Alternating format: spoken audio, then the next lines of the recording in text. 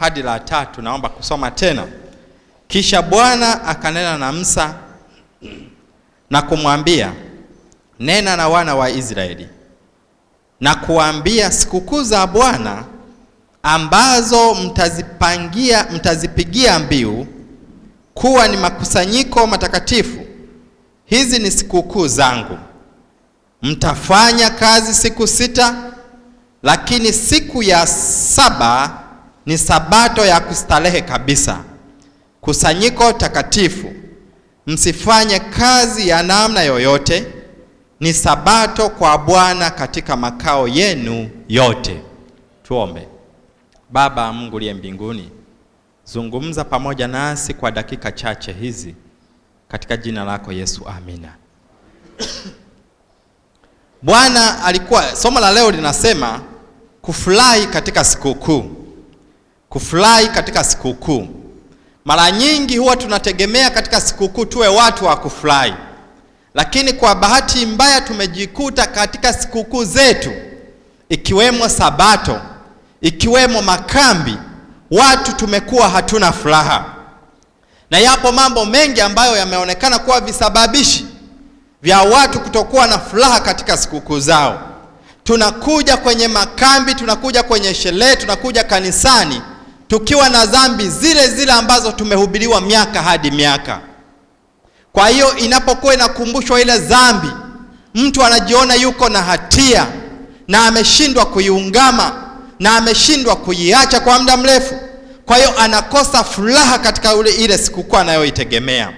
Lakini tumekuwa tukija kwenye makambi tukiwa na matarajio makubwa. Matarajio yanapoonekana hayajafikiwa, watu wanakosa amani, wanakosa furaha, wanarudi wakiwa wamenungunika. Na hata utakubaliana na mimi, wakati fulani watu wakija kwenye kambi wakakutana na choroko, mwaka mzima wanaongea kuhusu choroko. Ndio zile level nilizokuwa nazisema tumeshazipita. Bwana Yesu asifiwe. Wakati fulani tulikuwa kwenye kambi moja la kanisa moja ambalo nilikuwa nawaambia, tuliamua kuvunja vipindi dakika 10 za break ya kunywa supu kwenye kambi. Kila siku sisi ni supu alafu tunaenda kwenye mgawanyiko. Lakini leo tunakuja kwa sababu nini? Wanyimifu, tunakutana na choroko na tunalalamika mwaka mzima. Kwa hiyo matarajio yetu yanaonekana hayapo. Lakini mambo mengine yanayowanyima amani ni kujilinganisha na watu wengine katika sikukuu. Ukialikwa katika sikukuu, ukahisi wewe ndio umevaa vibaya, unakosa amani. Unakuwa mtu usiyekuwa na furaha.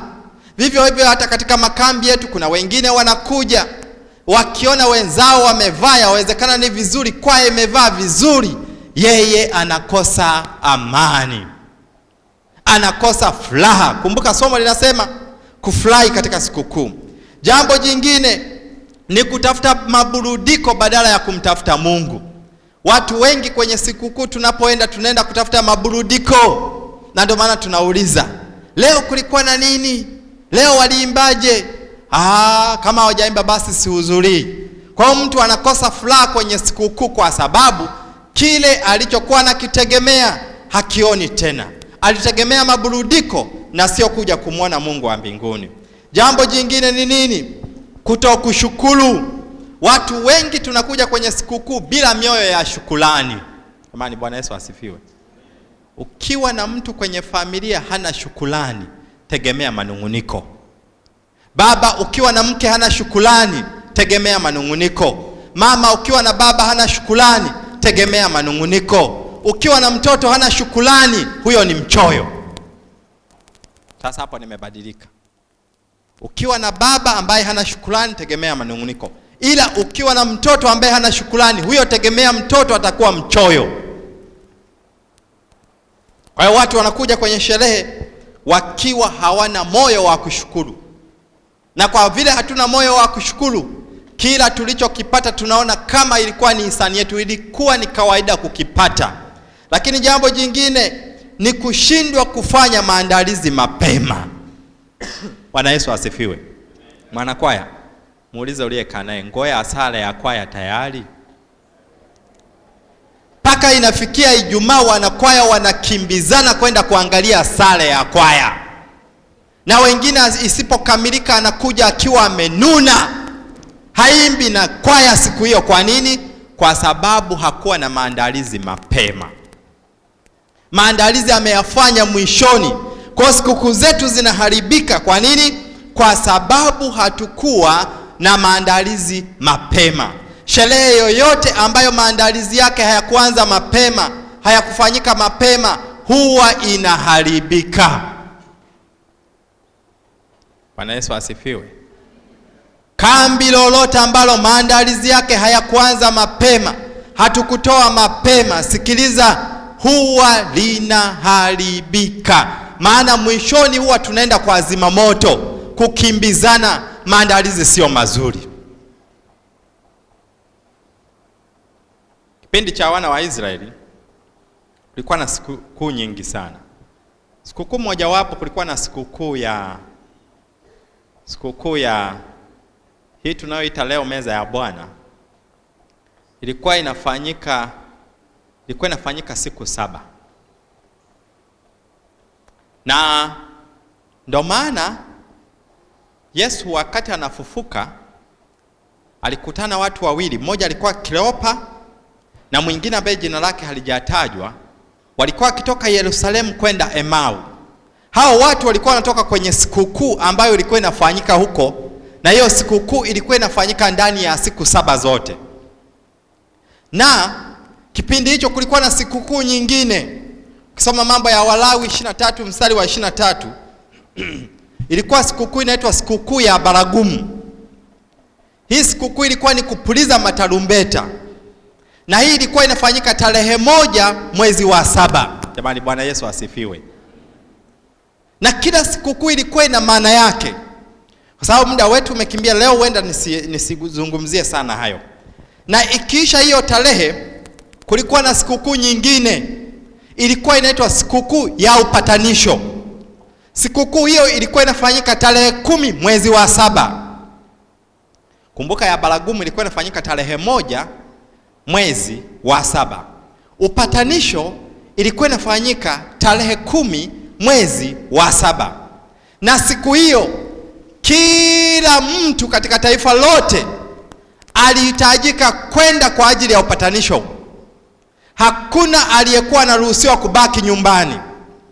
Kwa hiyo akina baba wote, akina mama na watoto wote waliondoka na kwenda sehemu ambapo kulikuwa na siku ya upatanisho.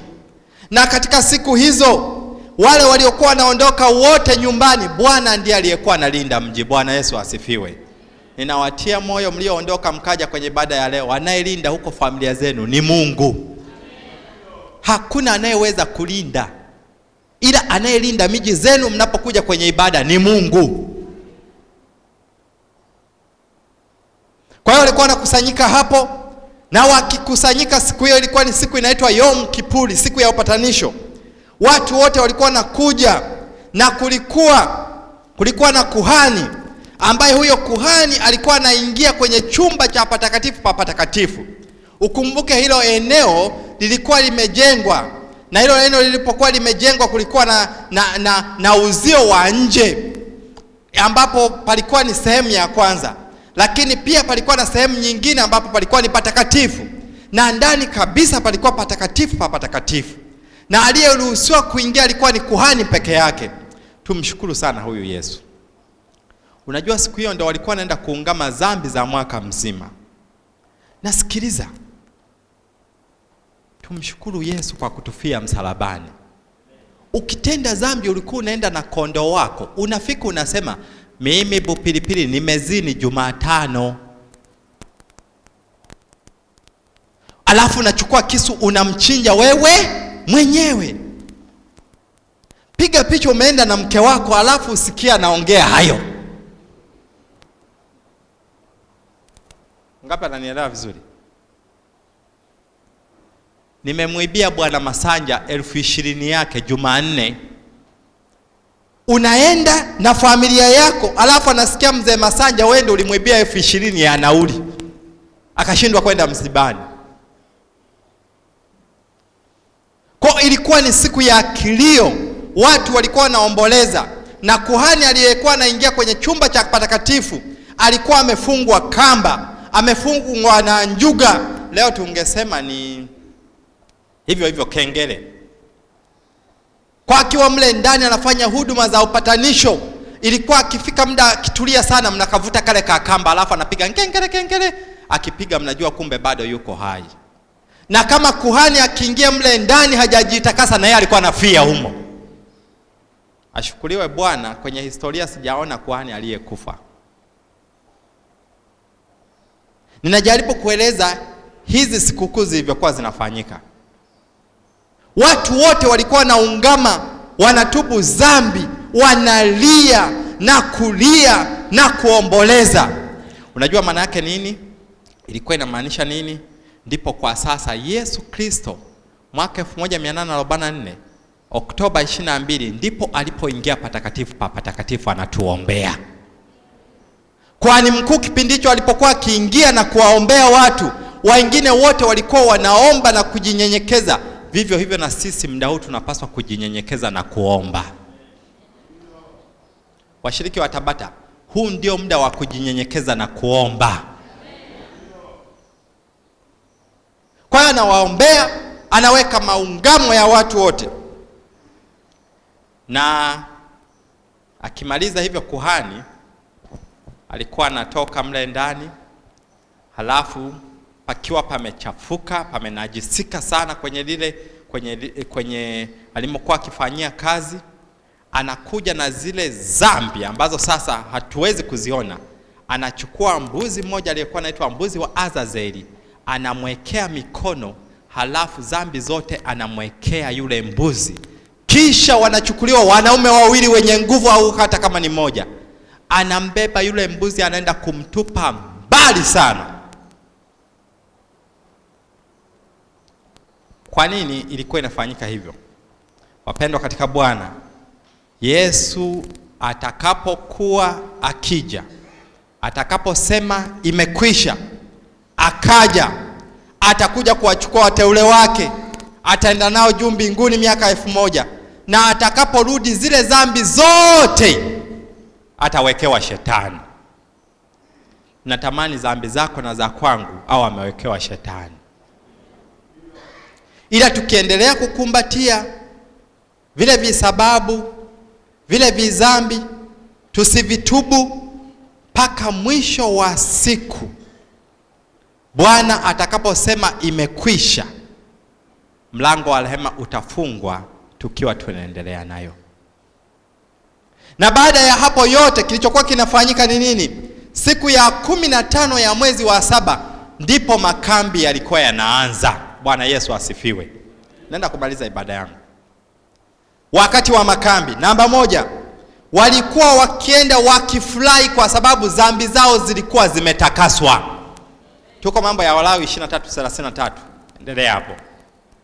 Dhambi zao wote walikuwa zimetakaswa.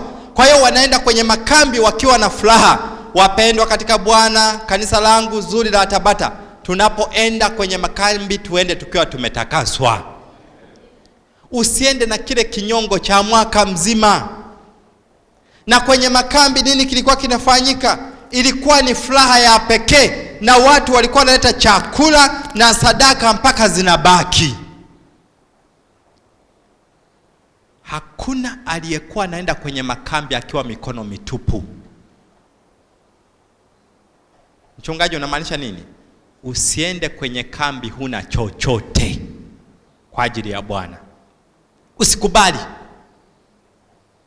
Nenda na kila ambacho Bwana amekubariki, hata kama ni kidogo. Mwambie Bwana, nimekuja kukurudishia kama sadaka ya shukrani kwa kile ulichonifanyia.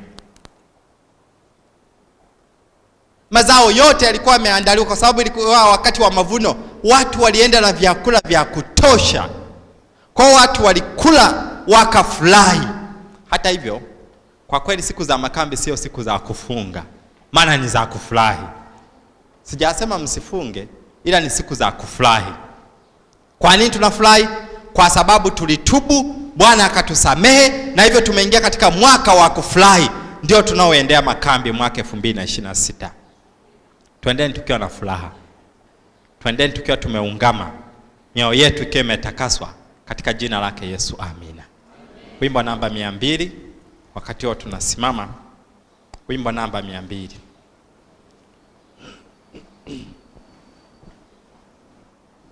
Tusimame na wimbo namba 200.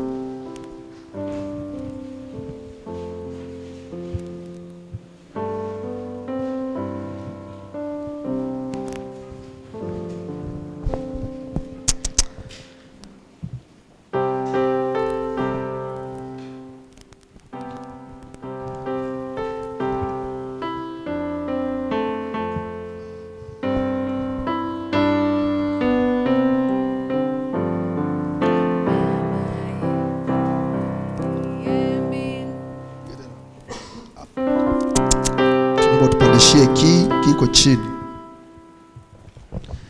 Baba yetu aliye mbinguni, tuimbe. Baba yetu aliye mbinguni, amenifurahisha yakini, kuniambia mwake chuoni, ya kuwa nami Yesu pendoni. Anipenda Mwokozi Yesu, anipenda, anipenda, anipenda Mwokozi Yesu, anipenda mimi. Nimuachapo kutanga mali, yeye yuvivyo upenda kweli, unirejeza kwake moyoni, kweli yunami Yesu pendoni. Anipenda Mwokozi Yesu, anipenda, anipenda, anipenda Mwokozi Yesu, anipenda mimi, anipenda nami ninampenda, kwa wokovu alionitenda, akanifilia msalabani, kwa kuwa nami Yesu pendoni. Anipenda Mwokozi Yesu, anipenda, anipenda kweli, anipenda Mwokozi Yesu, anipenda mimi.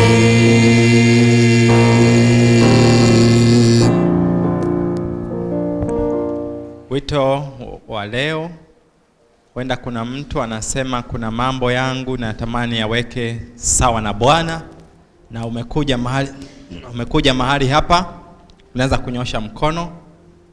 Asante, karibu. Bwana akubariki sana. Unaweza kusogea hapa tukuweke mikononi mwa Bwana. Asante, barikiwa sana. Yupo mtu mwingine? Karibu.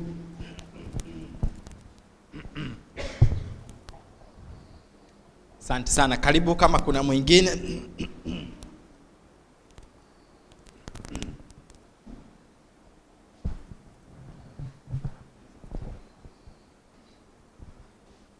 Kama kuna mwingine ambaye anatamani kuja kujiweka mikononi mwa Bwana.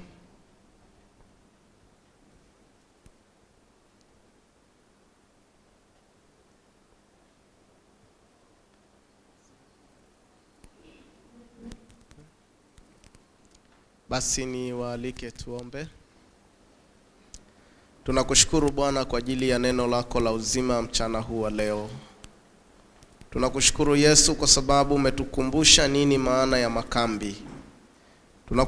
Tunakushukuru Yesu kwa sababu umeturejeza tena katika mikono yako ya rehema na neema. Tunakushukuru kwa sababu Bwana, wito wa leo unatukumbusha ya kwamba tunapaswa kujiandaa ili tukafurahi vyema katika makambi.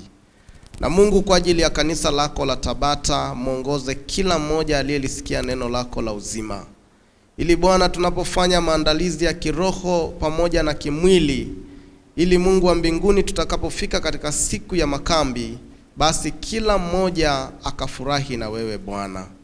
Mungu wetu na Baba yetu mwema, wako watu wanapitia katika changamoto nyingi za matengenezo, basi waongoze kwa rehema zako Yesu, ili Mungu wa mbinguni sana wakati utakapofika, kila mmoja wetu akapata kibali machoni pako. Mungu wa mbinguni, katika mchana huu wa leo, ukatuongoze, ukatulinde na ukatupatie kibali sawa sawa na mapenzi yako. Neema yako Bwana inatosha. Tunaomba ukae pamoja nasi katika sabato ya leo. Tunaomba kwa imani katika jina la Yesu Kristo. Amen.